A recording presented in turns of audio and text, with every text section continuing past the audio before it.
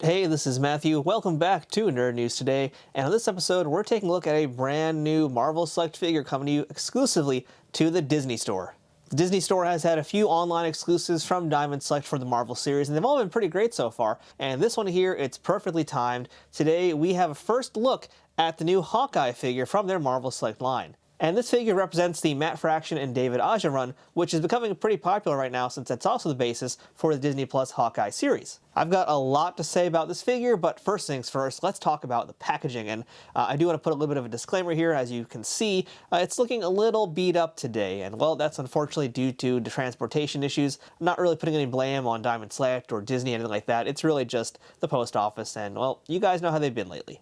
But the box is basically the same as every other Diamond Select figure that you're getting these days, especially from this Marvel Select line. They're still very large, very big boxes.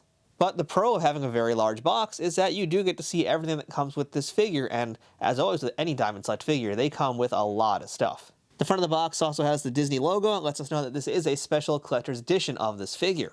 Now, as for the back of the packaging, well, there's really not much going on there at all, really. You guys can see it's basically just the figure or prototype of the figure, all hand-painted, looking very nice, along with Lucky the Pizza Dog. There is absolutely no bio on these figures. I think they've kind of started moving away from bios on this type of packaging, and in general, they started moving away from bios. I've always been a fan of them. I'm sad to see them go, but in this case, I'm kind of okay with it because we do get to see the alternate head this figure comes with, as well as a really nice shot of Lucky.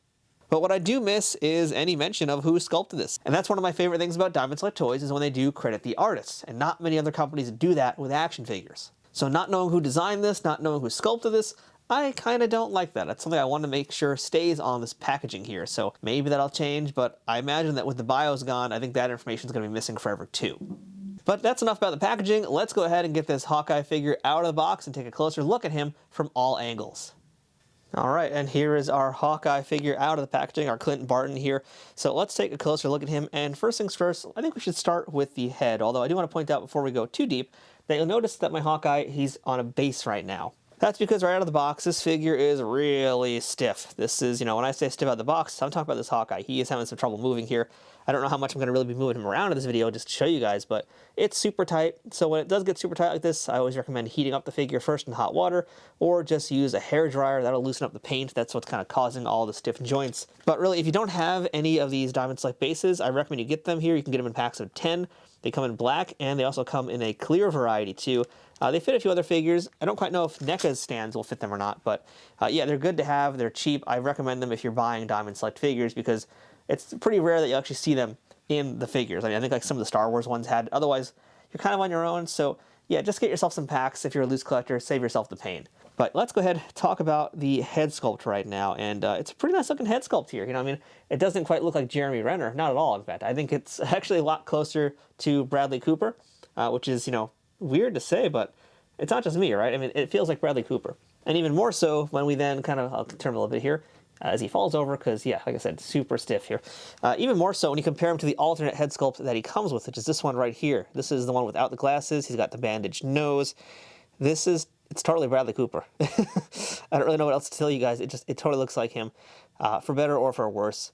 I do like how both heads are pretty unique and different, though. I mean, they are similar, of course, in their look, but like the hair detail's a little bit different between the two of them. The expression's a little bit different. This one here in my hand is a little bit more smug. The one on his head is a lot more serious. But they're both very nice head sculpts. I mean, if I had any complaint about them, it would be that I feel the paint might be a little too thick on the one that's currently on his body. The alternate head sculpt doesn't quite feel as bad, but Dive has been getting better about overpainting their figures and not doing it as much.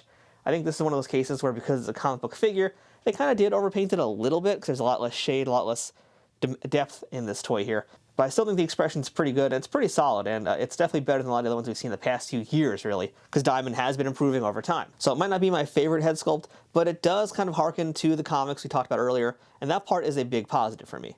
It does feel like the Matt Fraction, David Aja Hawkeye run, so that's a big plus. Now let's kind of take a look at the rest of the body here. You can see the outfit here. It's that really unique outfit that he wore during that time period, which is really cool, really different. It's very different from the Hawkeye that a lot of us grew up with initially. But it was a much needed change because it just looks so cool, so dramatic as well. You can see here this upper body. And I guess we'll kind of talk a little bit about articulation here too while we're doing this. So you guys can see he's got also, as I turn him around, he's got a bunch of accessories on him too. He's got his little satchel here for his arrows, one on his leg as well. He's got a holster and a little mini bow we'll talk about in a bit. Yeah, let's actually jump into articulation and paint, I guess, while we're here. So I think the paint job is overall very nice. So you can see some little schmutz in the chest there. Kind of looks like battle damage, even though it's not meant to be battle damage. So I'll give it a little bit of a pass just based on that. But, you know, overall, I think the paint job is very clean on the figure. Really no complaints here about that at all, front or back. It's just looking really good, really sharp. And the colors are, you know, pretty flat. So they're not really trying to do too much different here, not really taking any big risks, but you know, with that Matte Fraction run, David Aj's art, the color that was there with it too, it was always pretty flat looking. So that's not really a negative. It's just, it is what it is. And that does kind of bring it back to the accuracy of what it's based on. There is a little bit of some depth though in his little utility belt there. There is some kind of like shading going on there, some shade paint if you will, if you're a Warhammer painter.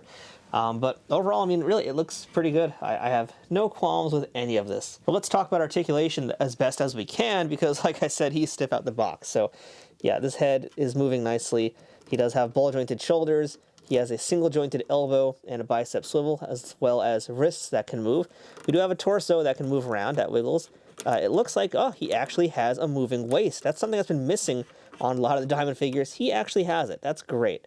We also have the really nice T-hinge here, which, okay, it's actually not really hindered that much, really not at all, because I was worried about the belt and the arrows here getting in the way, but they don't. He has thigh articulation. He has a double-jointed knee. That's not too stiff. We got the boots that swivel, ankle swivels. So, you know, it's actually this leg here that's a little bit more stiff. So I'm not going to pose him a ton just based on that. And I am going to leave him on the base just because I think he looks better there. So articulation is basically the same as any other Diamond Select figure out there. That's awesome. Now let's go ahead and take a closer look at some of his accessories and see how those look. All right, let's spend some time talking about accessories here. He has a bunch of those. So we already talked about this head, but here's a little bit more of a closer look at this face here, which I think does look a lot like Bradley Cooper, right? It's not just me. Can't just be me on this, but that's totally Bradley Cooper's face there. So we also get an alternate hand. This will be his hand to actually hold the bow and arrow. You guys can see here it's actually got the fingers in the correct position so that you can do the bow and arrow. We're going to test that in a little bit. And we also get here this big Desert Eagle looking gun. Pretty sure it actually is meant to be a Desert Eagle, but I'm no gun expert, so I couldn't give you an exact point of reference for it, but he does come with that. This looks like basically it's like a Desert Eagle. It's a pretty nice looking gun, but it's actually not just any pistol. If you read the comics, you know that this is actually his little mini crossbow.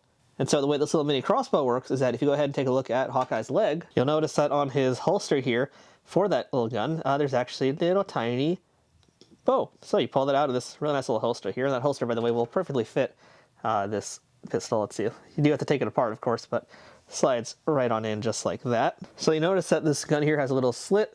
Well, you go ahead and you pop this little slit right into there, just like this. And boom, you've now got yourself a little mini crossbow. That's adorable. That's a really great little extra bonus there.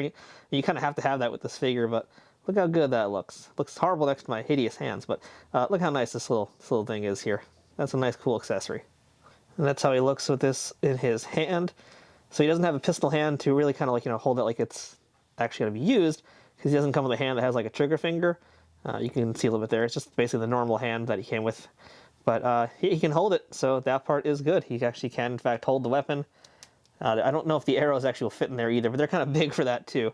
But, you know, he's got it. That's pretty cool to have. But obviously the most important part of a Hawkeye figure would be his bow right here. So this is his compound bow. This is what it looks like. Real nice close shot of that here. And it's pretty good looking. It's, you know, we're going to compare it to some other bows in a second. So it might not be the most intricate looking, as we'll see in a minute, but it definitely is accurate to the character, I would say. Now let's take a closer look at the arrows he comes with. And Hawkeye comes with 6 of them. And they are mostly different. I mean, you guys can see here, I'd say that, you know, 1, 2, and 4 over here are basically the same or close to the same. This one, number 3 here, it's a little bit different. The head's a little bit different.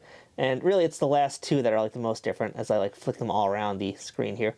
It's really the last 2 down here. One's got like a very, very pointy point, and the other one's got more of a rounded point. So that would be our difference maker in the arrows here. But, you know, it is cool to have 6 different arrows. But let's compare that to some other recent figures from Diamond Select that did also come with bows and arrows. So I'm going to go ahead and grab all these the best I can, move them over here for a second. So that's Hawkeye's. But recently we also took a look at Taskmaster. And this is Taskmaster's bow up here. And he came with a few different arrows as well. I was able to grab one of them. But I think he came with like two additional ones besides that one here. So that one's pretty nice. And then last but not least, The other one worth mentioning that recently came out from Diamond would be this one right here, this beautiful bow. That is from Legolas from their Lord of the Rings line, and this is the type of arrows that he came with. I'm just going to angle these a little bit so you can fit them all on screen. So that's the type of arrows he came with, and these are really, really beautiful arrows. I mean, these have like some great detail work in the back part of it here. The heads are very nice. Same thing here with the, what Taskmaster has. It's a lot more detail in them in terms of paint and such. But not to say that Hawkeyes aren't detailed, because they are. They are two different paint tones here, and they are unique, more or less. There's a few different ones in there, and that's what you have to have with a Hawkeye figure. But I'm going to move these all out of the way for a second, because I really do want to focus on the bows here, because, yeah, Diamond's doing some really, really nice stuff with their bows. It's just unfortunate that, Hawkeye's bow compared to these others, there's really not much of a comparison. I mean, Taskmaster's, his is pretty nice. It's more colorful, I'll say, at least. But really, I mean, the standout here is, of course, Legolas's bow. I mean, there's so much more detail on this one here. It's kind of a shame they couldn't do a little bit more to add some more detail onto Hawkeye's, because it is really nice. I mean, they could have added some maybe different color variation to it. That could have been nice. But to be fair, it's not unrealistic either. So it's just, in comparison, less colorful, less visually exciting, but it is accurate. So, you can complain about the look if you want, but it is what it is, and it's very much what we get in the comics. And really, last but not least at all, I really can't forget this most important accessory here. That's Lucky the Pizza Dog. We get our very own Lucky the Pizza Dog packed in with this Hawkeye. Let's get a good close look at this pupper. He's adorable. This is a really great doggo here. He is a good boy. It's a very cute little dog figure. I don't think it's really articulated. Maybe the head moves a little bit. No, I don't think. Okay, yeah, this is just one solid piece. No articulation on it. But I mean, really, you don't really need this to move around that much. Really, you want it to stand also. That's kind of a really important thing with this type of accessory here. You want them to just be able to stand up straight. And Lucky is a good boy because he does stand up straight. You can see a nice close-up of his really adorable face there, too. Yeah, it's a very nice doggo accessory. Good paint job on it overall, too. I like the detail work in the collar. Diamond's done a lot of work with dogs in the last year, especially with the John Wick line, so they've definitely gotten down their sculpting for dogs, that's a really unusual thing to say, isn't it? But it's very true. It's very true in the case of Diamond Select. Now, of course, the big question is whether or not he can hold his bow and arrow. That, I think you can do. He's a little stiff today, so I'm a little afraid to honestly really try it out. But let me do that off camera and see what I can do. Well, the answer is yes, you can in fact get him to hold his bow and arrow. Let's see if I can actually get an arrow in his hand somehow. I'm pretty sure I'm not even having him use this correctly.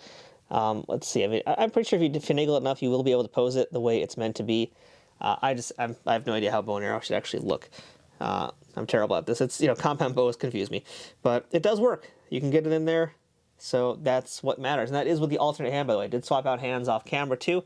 So you can switch the hands out pretty easily. And he is able to hold that bow and arrow. I do wish he had double jointed elbows to make that a lot easier. That would have definitely helped out here a little bit, so that you can get his arms closer together. But it works. Good enough for me. I'll take it. All right, so let's do a few quick figure comparisons here. And by the way, I put the Desert Eagle in his hand too, just to show you how that looks. But let's compare him to a few other Diamond Select figures. And since we've talked about some of the Archer characters, here he is next to Legolas. And yeah, you guys can also see my display here is a little unbalanced, but same height as Legolas. That's how he's going to look next to him. And that other figure I talked about earlier, Taskmaster, which is one of my favorite figures that came out last year. Really, really great figure. I think it was also, in fact, a Disney Store exclusive. Really underrated action figure, and here's how he looks next to him, and I think they look really great together, in fact. This is like the perfect pairing to have these two figures going head-to-head with each other. And here's how he looks next to a random Marvel Legends figure I just pulled out here. It's a Deathlock figure, and looks pretty good, too. I mean, he is a little bit taller, because keep in mind, Diamond figures are about 7 inches tall. They're a little bit taller than the typical Marvel Legends figures or WWE Elite figures, but they are in scale with McFarlane's figures. And unfortunately, the only McFarlane figure I have available right now in my hands is this Teen Titans Cyborg figure, which, maybe a little bit of a weird comparison, but that's at least how he looks, so you guys can see it there. So let's get Lucky back in there. So, overall, I think it's a very, very good action figure. As far as the Hawkeye figure goes for that Matt Fraction run, it's looking really good. He can, in fact, hold the pretty awesome bow that he comes with here. He's got a good variety of arrows. And really, you can't have a Hawkeye figure without a ton of arrows, and he does have a ton of arrows. But I think this figure is a little bit incomplete, and what we're missing is not anything that comes with the figure, because the figure does come with a ton of stuff, as you can see right now, currently in front of you. What's missing is Kate Bishop. I think we need to get a Kate Bishop figure next. We need to have both Hawkeyes together, side by side. That would make them complete. And fingers crossed they do make that happen. And if they make her in the same style as this figure, they're going to be great complements to each other. They're going to be really awesome looking. But even now, as a standalone figure here with this Hawkeye, it's a very good figure. I really don't have many complaints about it. I mean, I do kind of wish he did have the double jointed elbows, like I said, but Diamond, they're not really doing that right now. So, you know, we kind of have to live without it for the time being. But otherwise, overall, I'm pretty happy with this Hawkeye, and I think you're going to be too. So I definitely recommend you pick him up if you're buying these Marvel Select figures. And speaking of, this figure will be exclusive, as I mentioned throughout this video, to the Disney Store. It's going to be an online exclusive only. So if you want to pick him up, go ahead and head on over to the Disney Store, and that's where you're going to find him. We'll have links, of course, in the description below, directly bring you to the page where you can pick him up for purchase. And there's no doubt in my mind that Kate Bishop will be joining him at some point. Not that I have any insider information here, but that's just my personal theory, and I'm pretty sure it's going to come true. So pick him up now while you can. So that's a look at the Marvel Select Hawkeye action figure based on the Matt Fraction and David Aja comics. Until next time, this is Matthew. Thanks for watching Nerd News Today, and we will see you guys here next time.